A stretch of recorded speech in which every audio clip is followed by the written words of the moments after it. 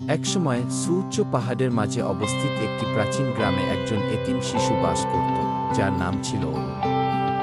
তার বাবা মা এক ঝড়ে মারা গিয়েছিলেন যখন সে মাত্র শিশু ছিল, এবং গ্রামের বয়স্করা তাকে স্নেহ করে লালন করেছিল, যদিও সে সবসময় একাকী অনুভব করত।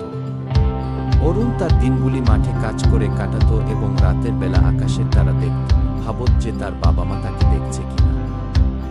একদিন সন্ধ্যায় পুরনো জঙ্গলের কাছে ঘোরাঘুরি করার সময় অরুণ একটি ঝকঝকে রূপালী পালক খুঁজে পায়।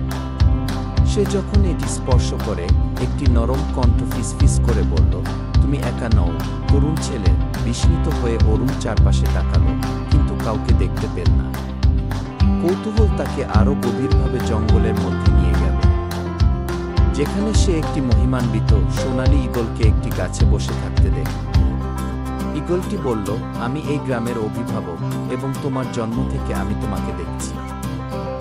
ঈগলটি অরুণকে জানাল যে সে মহৎ কিছু করার জন্য নিয়তিপ্রাপ্ত, তবে শুধুমাত্র তখনই যদি সে নিজের উপর বিশ্বাস রাখে। উজ্জীবিত হয়ে অরুণ ঈগলকে অনুরোধ করল তাকে গ্রামকে রক্ষা করার উপায় শেখাতে। সময়ের সাথে সাথে সে জঙ্গল এবং আকাশের পথে দক্ষতা অর্জন করল এবং বুদ্ধিমান ও সাহসী রক্ষক হয়ে উঠল।